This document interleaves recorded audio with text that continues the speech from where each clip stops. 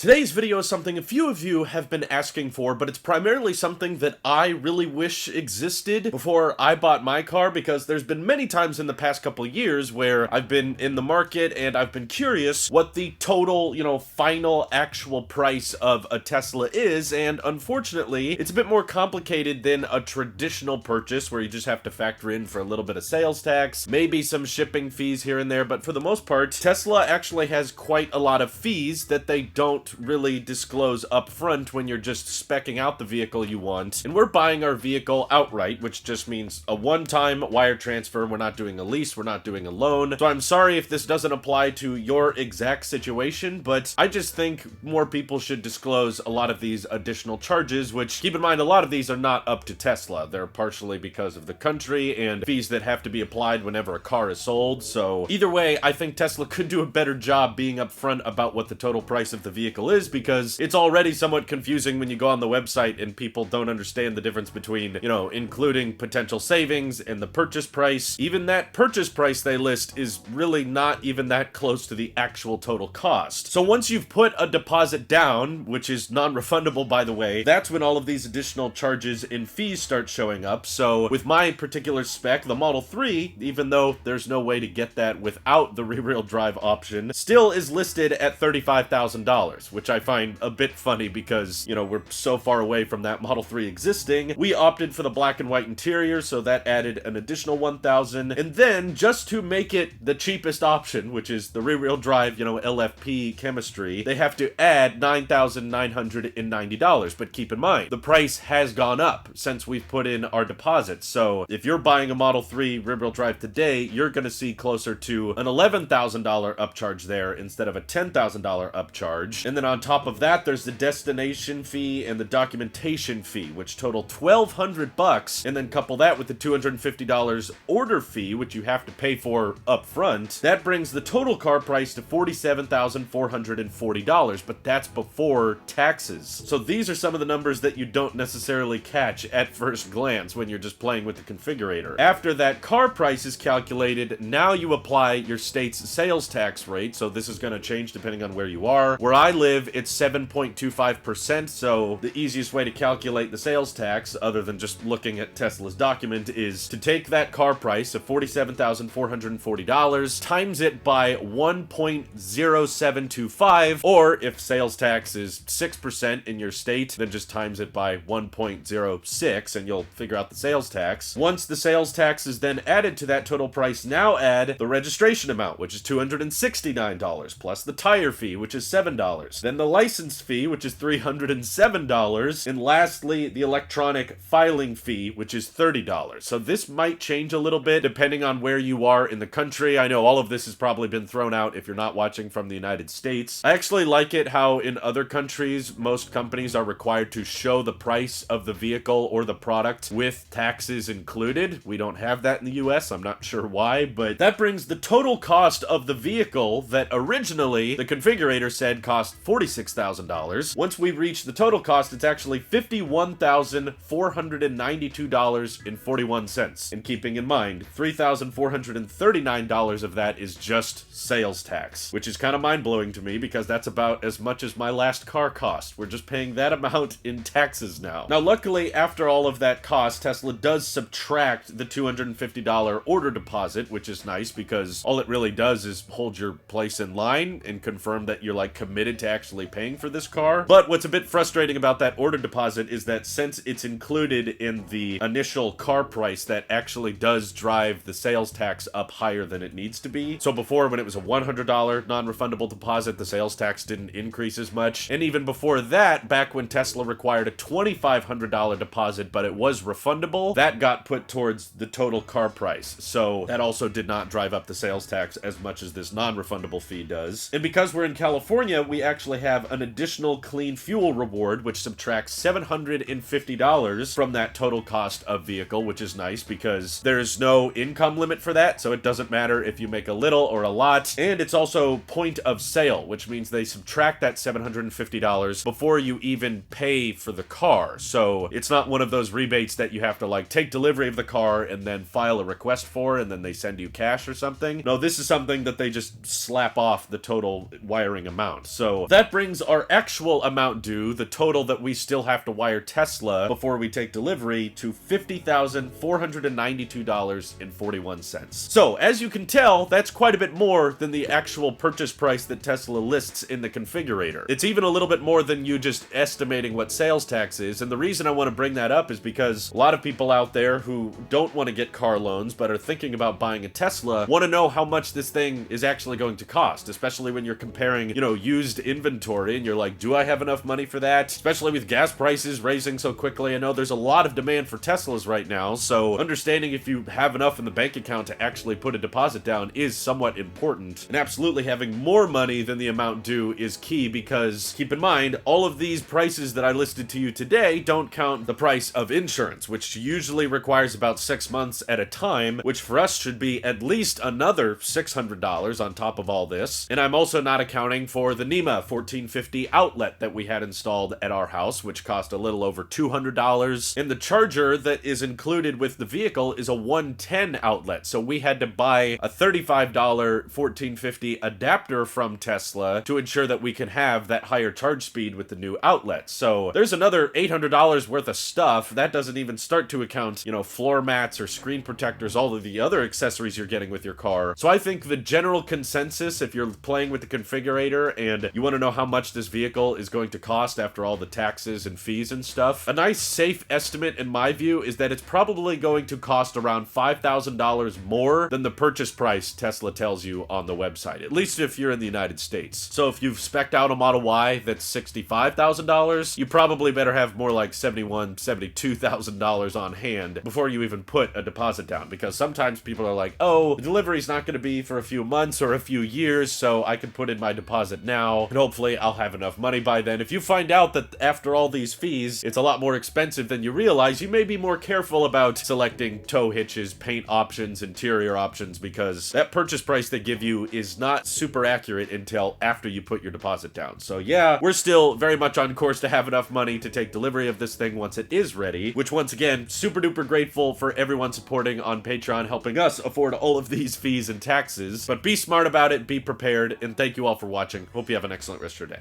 Take care.